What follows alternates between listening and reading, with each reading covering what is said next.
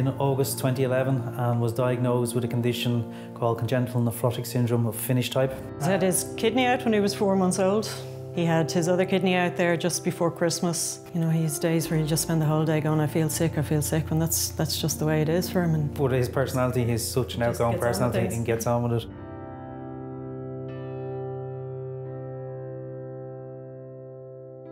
Well, I knew I was the match and I knew it was coming, but as you said, it was little notice. I got a phone call on a Wednesday to say, hi, how are you? Can you make yourself, or are you available to come over on Monday, or to do the operation on Monday? Which was fine for me because I didn't have much time to think about it. I had to do very little. I went in on a Sunday evening. The operation was on Monday morning. A couple of days after that in the hospital. Got out Friday morning with nothing really changed. A little bit uncomfortable, of course, because of a few stitches. But other than that, no changes.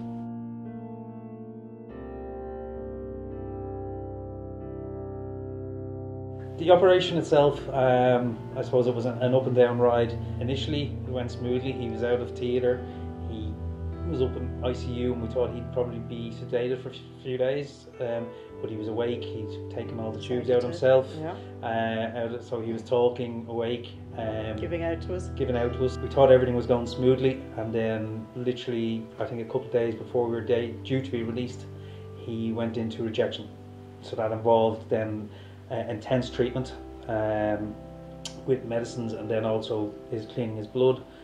And thankfully that reversed it, and since then we've been good.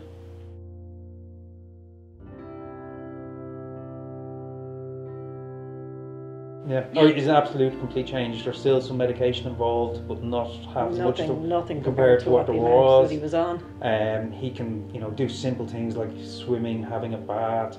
So he's in school, he's running around with his friends, he does his speech and drama. He eats, which is probably one of the main things, because he was pretty much almost 100% tube fed before his transplant. So once he had the transplant, he was able to eat again. As I said, we go camping, don't we? We go fishing, get you in the water. So yeah, look, we get to hang out a bit more and do more active things, don't we?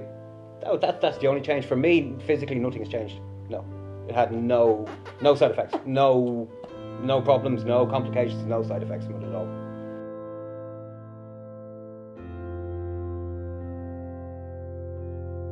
To anyone on the transplant list, I would advise you to keep your chin up, keep hopeful. Your transplant will come and it'll transform your life. It'll give you back a normal life, as opposed to being stuck on machines for X amount of hours every day.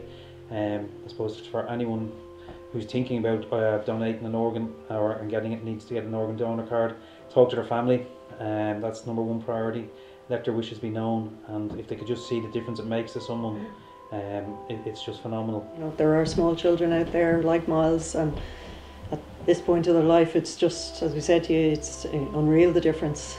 Just in sort of every aspect of his life has changed completely. And ordinary people get the chance to do extraordinary things. Just take it. It was, for me, it was, and being an organ donor and to be alive to be an organ donor, it's a very privileged situation.